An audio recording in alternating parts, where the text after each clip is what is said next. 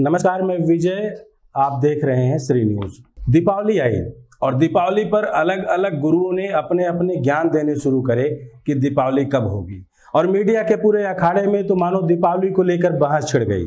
सभी धर्मगुरु बनते फिरे। अगर हर पत्रकार धर्मगुरु बन जाएगा तो धर्मगुरुओं का क्या होगा, और अगर धर्मगुरु पत्रकार बन जाएंगे तो पत्रकारों का क्या होगा। यह सब सवाल ठीक वैसे है जैसे धर्म का राजनीति में प्रवेश और राजनीति का धर्म पर कब्जा। यह सब लड़ाई मेरे ख्याल से भारत में शुरू हो गई है, और जब भारत विश्व गुरु बनने की राह पर चल रहा है तो उस समय सनातन सभ्यता, हिंदुत्व, इन सब शब्दों का प्रयोग खूब बढ़ चढ़कर हो रहा है।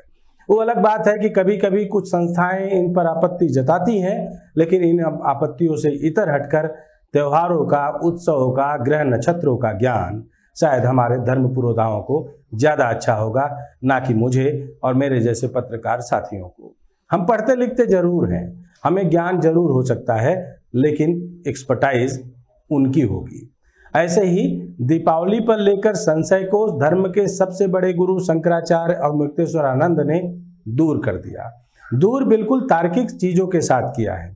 ऐसे तर्क जिसको सुनने के बाद आपको मानने और समझने की जरूरत है कि आखिर धर्म का सबसे बड़ा गुरु जब कोई उद्घोषणा कर रहा है तो उसको सनातन सभ्यता को मानने वाले लोग, हिंदू धर्म से जुड़े हुए लोग और दीपावली मनाने की पूरी विधा को जानने वाले लोगों को पालन करना चाहिए।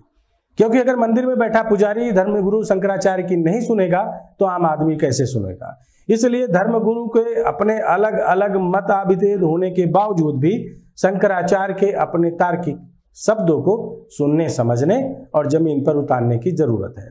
और अगर ऐसा होगा तो शायद गुरुकुल और गोकुल की बात करने वाली पूरी की पूरी मुहिम जमीन पर उतर पाएगी और गौ कसी रोकने में भारत खुद सक्षम होगा।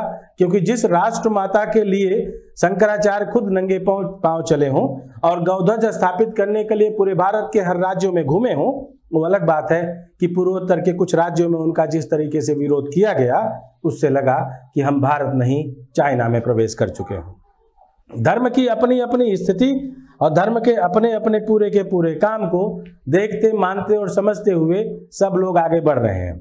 लेकिन शंकराचार्य को आखिर क्यों मानना चाहिए, इस पे हम सबको सोचने और समझने की जरूरत है। शंकराचार्य की दीपावली की यह उद्घोषणा आप सबको सुननी चाहिए, क्योंकि इससे आपको पता चल जाएगा कि आप दीपावली मनाएं कब, 31 को या 1 को, और 31 को मनाएं तो क्यों मनाएं। धर्मविद के हिसाब से, धर्माचार्यों के हिसाब से और शंकराचार्य का यह पूरा का पूरा आदेश हमें लगता है कि हिंदुस्तान के हर आवाम को सुनना और समझना चाहिए। अगर ऐसा हुआ तो दीपावली एक होगी, एक देश एक साथ एक दीपावली मनाएगा, ना कि अलग अलग संस्थानों की, अलग अलग धर्मगुरुओं की अपनी अपनी दीपावली देश में मनाई जाएगी। शायद प्रधानमंत्री मोदी भी यही सोच रहे होंगे जब एक देश और एक चुनाव की बात करते होंगे। तो देश की सत्ता चलाना, चुनाव कराना, लोकतांत्रिक व्यवस्था और संवैधानिक नियमों का पालन कराना हमारे प्रधानमंत्री का दायित्व है, उनका धर्म है। और हमारे धर्मगुरु शंकराचार्य का धर्म के विशेषताओं को बताना, उसके अंक, गणित और आंकड़ों को समझाना उनका दायित्व और उनका अधिकार है। तो इस एकाधिकार को हम सबको मानते हुए यह सुनना चाहिए कि आखिर शंकराचार्य ने क्यों कहा कि दीपावली 31 को ही मनाई जाए। सुनिए और अपना मन भरम और मत भरम किराने रखते हुए शंकराचार्य की इस पूरी भाषा को सुनते समझते हुए दीपावली का उत्सव अपने हिसाब से मनाएं, शंकराचार्य के बताए हुए नियम, कायदे और कानून के हिसाब से। दीपावली जो है वो हमारा आराधना का पर्व है। उस दिन हम गोधूली वेला में भगवती लक्ष्मी की पूजा करते हैं, दीपदान करते हैं, और निशीथ काल में, रात्रि के मध्य में लक्ष्मी जी स्वयं निकलती हैं। को जागरी, कौन जाग रहा है, किसने अपने घर में स्वागत के उपकरण लगा रखे हैं, कौन हमारी प्रतीक्षा कर रहा है, ये देखती हैं। तो जिसके घर में दिया जलता रहता है, जिसका दरवाजे पे रंगोली बनी रहती है, जो आभूषणों से अलंकृत होकर के उनके स्वागत में खड़ा दिखाई देता है, उसके घर में वो वर्ष पर्यंत के लिए निवास करने के लिए प्रवेश कर जाती हैं। तो ऐसी परिस्थिति में हमको मध्य रात्रि में भी अमावस्या तिथि चाहिए और प्रदोष काल में भी अमावस्या तिथि चाहिए।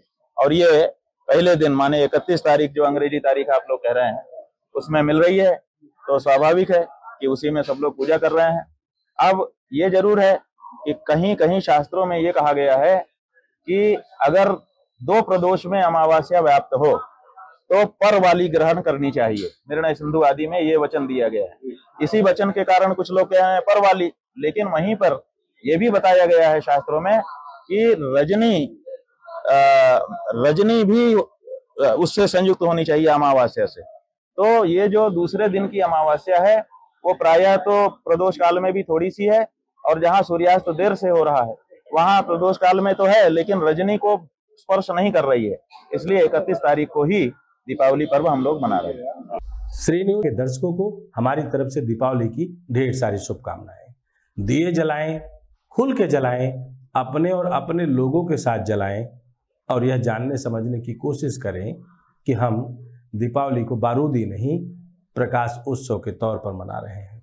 माँ लक्ष्मी के प्राकट्य का, उनके आने का स्वागत करने का अपना पूरा तरीका हमारा सनातनी हो जाए तो शायद मौज आ जाए। इसी शुभकामनाओं के साथ शुभ दीपावली।